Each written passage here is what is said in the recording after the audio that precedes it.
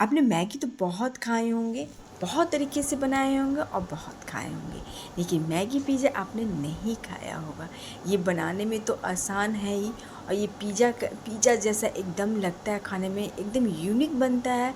और आप सोच भी नहीं सकते कि मैगी से भी इतना अच्छा बन सकता है कोई चीज़। तो आज की मेरी रेसिपी यही है, मैगी पिज़्ज़ा।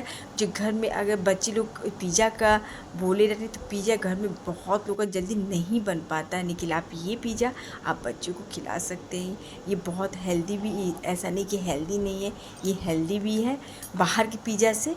तो चलिए पिज़्ज़ा सीखते हैं बनाना। तो मैगी, पहले मैंने 2 मैगी लिया और इसे अच्छी तरह से आपको तोड़ लेना है। तो मैगी में डालने के लिए मैंने टमाटर लिया है, प्याज लिया है, मिर्च लिया है, शिमला मिर्च है और धनिया पत्ता। ये सारी चीज़ को मैंने बारीक काट दिया है। साथ में मैंने मैदा लिया है। तो पहले मैं मैगी को टुकड़ों में तोड़ लेती हूँ। तो आपको इसे तोड़ना है एकदम छोटे छोटे टुकड़ों में ही तोड़ना है, क्योंकि ये पिज़्ज़ा का रूप ले रहा है। आपको इसे बॉयल तो करना नहीं है, इसलिए आप इससे अच्छी तरह से तोड़ लेना है। तो इस तरह से देखिए, आपको मैगी को अच्छी तरह से तोड़ लेना है। अब बाकी जितने मैंने काटे थे, तो शिमला मिर्च, जितने भी कटिंग मैंने किए थे, सारी चीज़ को मैं डाल लूँगी। प्याज, धनिया पत्ता, मिर्च, टमाटर, शिमला मिर्च, तो सारी चीज़ को मैं इसी बाउल में डाल लूँगी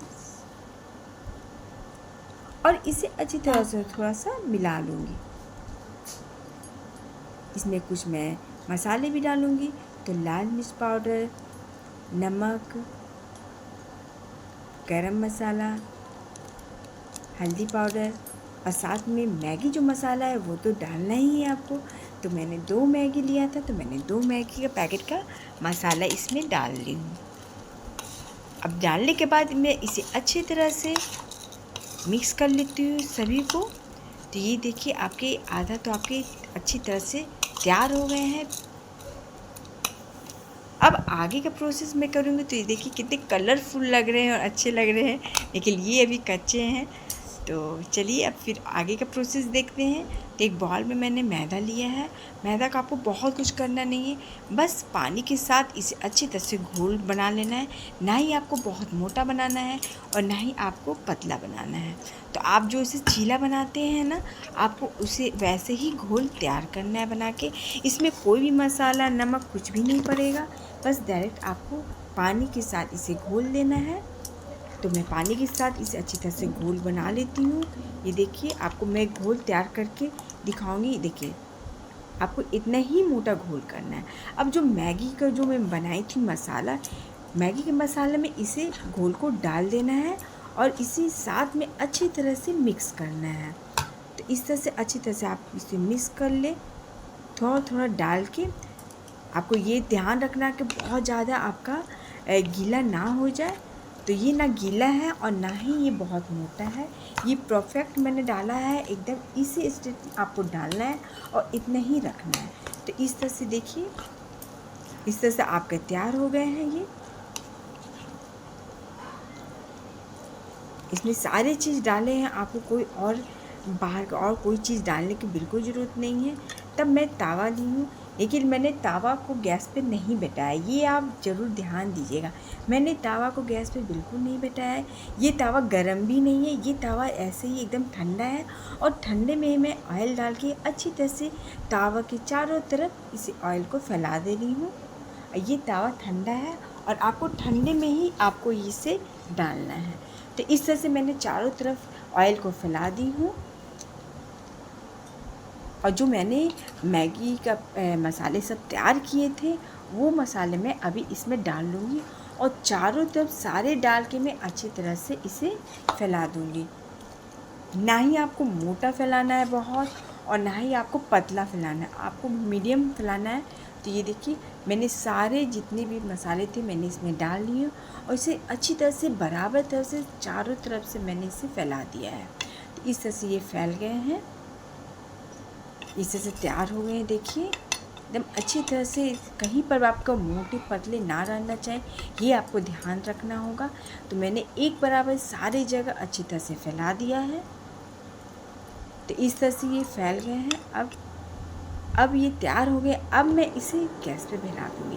अब गैस पे बहुत आप हाई तेज़ में मत रखिएगा, आपको मीडियम में ही स्लो में बनाना है। तो अब मैं इसे गैस पे कर ली हूँ और इसे मैं ढक लूँगी। 5-6 मिनट के बाद ही आपको इसे खोल के देखना है और अब आप इसे आप उलाटना है। तो ये आपको बहुत आसानी से नहीं उल्टेगा, तो इसलिए आप इस तरह से पहले इस तरह से करके आप इस तरह से उलाट लीजिएगा। एक आप बर्तन लीजिएगा प्लेट और इस तरह से उल्टा कर लीजिएगा। अब क्या कीजिएगा, आप उसी तावे में फिर मैंने ऑयल लेके चारों तरफ फैला दिया और जो मैंने प्लेट में इस तरह से उल्टाया था, अब आपको सीधे तरफ से इसे डालना है। तो मैं प्लेट की सहायता से इसे सीधे तरफ से डाल दूँगी कि वो जितना पकना है आगे से पीछे से पक चुका था, अब आगे से पकाना है। तो इस तरह से डाल के इसे भी मैं थोड़ा 5 मिनट के लिए ढक के छोड़ दूँगी कि ये नीचे से पक जाए। तो ऊपर से मेरे थोड़े पक गए हैं, तो अब मैं नीचे से भी पका लूँगी। तो इस तरह से नीचे से का भी आपका पक गया है। अब इसे मैं देख ली। तो अब आप क्या कीजिएगा, आपको अब प्लेट का सहायता बिल्कुल नहीं लेना होगा। अब आप ये दोनों तरफ से जब सेका जाता है तो आप इसे छुलनी की सहायता से आसानी से आप इसे पलट सकती हैं। तो मैंने अब आसानी से इसे पलट लिया है। तो अब आपको धीरे धीरे पलट के अच्छी तरह से सेकना है और ये देखिए कितनी अच्छी तरह से ये सेका गए हैं। आपको बिल्कुल नहीं लग रहा होगा कि ये कच्चे मैगी थे। और ये जब बने थे ना, तो ऐसा बिल्कुल नहीं सोचिएगा कि ये कच्चे लगते होंगे अंदर से, बिल्कुल नहीं। ये बहुत परफेक्ट बने थे, हर जगह से सिंजे हुए थे। तो अब मैं मैगी पिज़्ज़ा बना रही हूँ, तो इससे मैं पिज़्ज़ा का शेप दूँगी।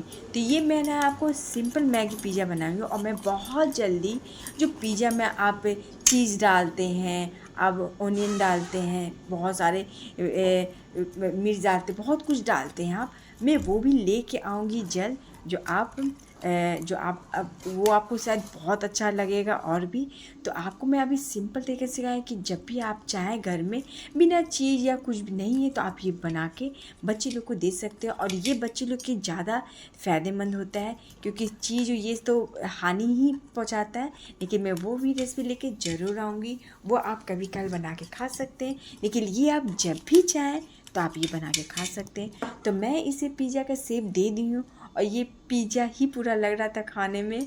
मेरे बच्चे लोग तो ये पहचान ही नहीं पाए कि ये मैगी के बने हैं। ये बहुत अच्छे बने थे।